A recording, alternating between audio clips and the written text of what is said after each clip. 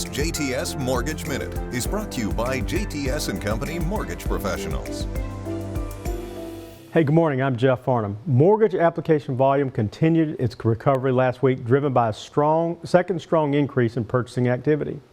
The Mortgage Bankers Association said its market composite index, a measure of that volume, gained a seasonally adjusted 2% and increased 3% on an unadjusted basis from 1 week earlier. The increase in mortgage applications last week was driven by a strong gain in application activity for conventional and government purchase loans, even as mortgage rates rose to their highest level of 5.5% since 2009. Joel Kahn, MBA's Associate Vice President of Economic and Industry Forecasting, said despite a slow start to this year's spring home buying season, prospective buyers are showing some resiliency to higher rates. Purchase activity has now increased for 2 straight weeks. More borrowers continue to utilize adjustable rate mortgages to combat higher rates. The share of ARMs increased to 11% of overall loans and to 19% by dollar volume. The average contract interest rate for conforming 30-year fixed-rate mortgages increased to 5.5% from 5.3%, with points increasing to 0.73 from 0.63. The rate for a jumbo 30-year mortgage increased to 5.08% with 0.42 points from 4.92% with 0.43 points. And the rate for FHA-backed mortgages rose 10 basis points to 5.3%, while points increased to 0.87 from 0.85. According to Consumer Reports, Americans owe more than $1.3 trillion in outstanding student loans. This estimate is only surpassed by mortgages. A college education can, in some cases, cost as much or more than a mortgage. Interestingly, student loan debt is harder to manage than a mortgage. Student loan interest rates are typically higher than a mortgage interest rate.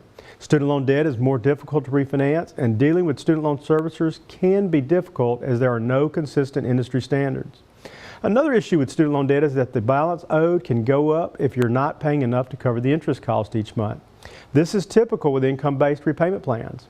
While taking out student loans is not necessarily a bad thing in terms of completing your education, it can become a problem when it's not managed well. Make sure you understand all the terms and ramifications. When it comes to getting a mortgage, even though you may be in a deferral or forbearance period, or you may have a very small payment if you are on an income-based plan, we are going to count at least 0.5% and sometimes a whole percent of the loan balance in your debt ratio. For example, if you owe $75,000 in student loans, we will use $375 as a monthly payment to calculate your debt-to-income ratio.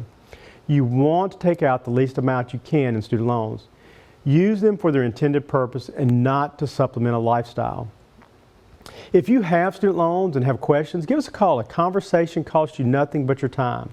Having the right information could set you on the path to home ownership or put you in a position to refinance your current mortgage and debt to give you a better cash flow structure.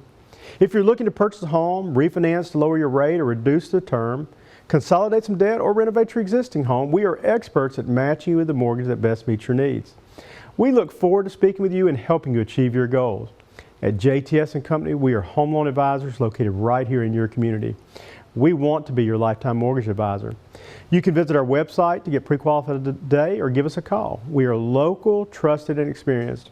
And thank you for joining me today, and be sure to tune in next week. This JTS Mortgage Minute is brought to you by JTS Company Mortgage Professionals.